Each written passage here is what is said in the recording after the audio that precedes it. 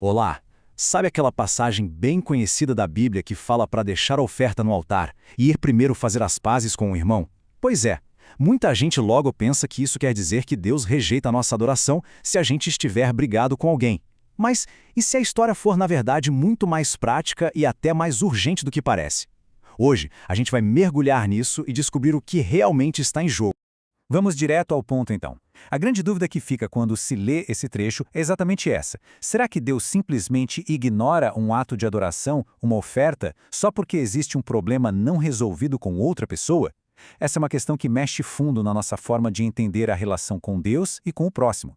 Tá aí. Este é o versículo que está no centro de toda essa discussão. A instrução parece bem clara, né? Pare o que está fazendo, vá se reconciliar. Mas a pergunta de verdade é: por quê? Qual o motivo de tanta urgência? Será que a oferta fica mesmo invalidada? Ou tem alguma coisa muito mais séria acontecendo por trás disso?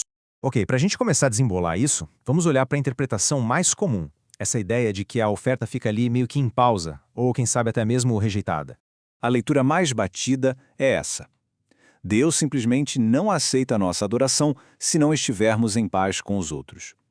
E vamos combinar, isso até faz um certo sentido, não é? Só que se a gente olhar o contexto mais de perto, vamos ver que a situação é, na verdade, bem mais surpreendente. E é aqui que a coisa começa a ficar bem interessante. O foco do texto não parece ser tanto na rejeição da oferta, mas sim na urgência da reconciliação. Percebe a mudança? A ênfase sai do ritual e vai para a necessidade imediata de consertar um relacionamento. A pergunta-chave não é: será que Deus aceita minha oferta? E sim, o que pode acontecer se essa reconciliação for adiada? Para entender essa urgência toda, a gente precisa explorar uma tensão que aparece bastante na Bíblia. Aquela disputa entre o ritual religioso e a qualidade dos relacionamentos entre as pessoas. Para a gente ter uma ideia do peso dessa ordem de Jesus, é preciso lembrar o quão importantes eram os sacrifícios. Eles eram, assim, o coração da vida religiosa do povo.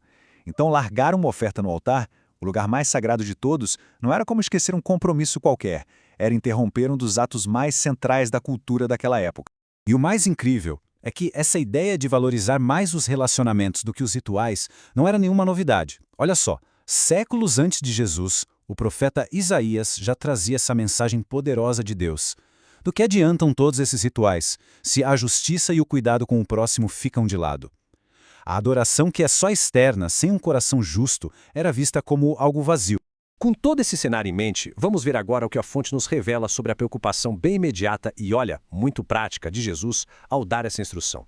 Então, aqui está a grande virada de chave. O texto sugere que Jesus estava agindo quase como um conselheiro, um advogado, alertando para um perigo real e imediato. A preocupação principal não era a aceitação espiritual da oferta, mas sim a proteção física e legal da pessoa que estava ali no altar. E essa ideia de proteção fica claríssima nos versículos que vêm logo em seguida. Jesus descreve uma escadinha de consequências legais muito reais. O irmão do conflito vira um adversário, legal. A urgência da reconciliação era para evitar o quê? O tribunal, o juiz, o oficial de justiça e, no fim da linha, a prisão. Era um conselho prático para evitar a ruína completa de alguém. Vamos agora explorar um pouco mais a fundo o tamanho dessas consequências que, como a gente vai ver, se espalham tanto na esfera aqui da Terra quanto na divina. E, veja bem, não é que a dimensão espiritual não importe, de jeito nenhum.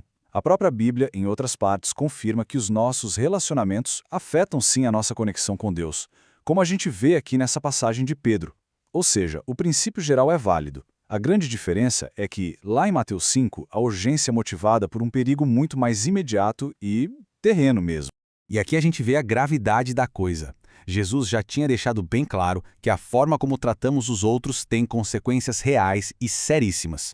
Do julgamento local até o Sinédrio, que era tipo a Suprema Corte da época, e chegando até o juízo final, nossas palavras e atitudes têm um peso gigantesco. Por isso, a reconciliação não era só um conselho de boa vizinhança, era uma questão de justiça, tanto aqui na Terra quanto lá no céu. Certo. Depois de toda essa análise, qual é a grande lição que fica? Vamos resumir o que realmente importa nessa história toda. No fim das contas, a mensagem é extremamente poderosa. A ordem de pausar a oferta não é só um detalhezinho de ritual, é um alerta de emergência. Jesus está mostrando que a saúde dos nossos relacionamentos é tão importante, mas tão importante, que ela vem antes do próprio ato de adorar.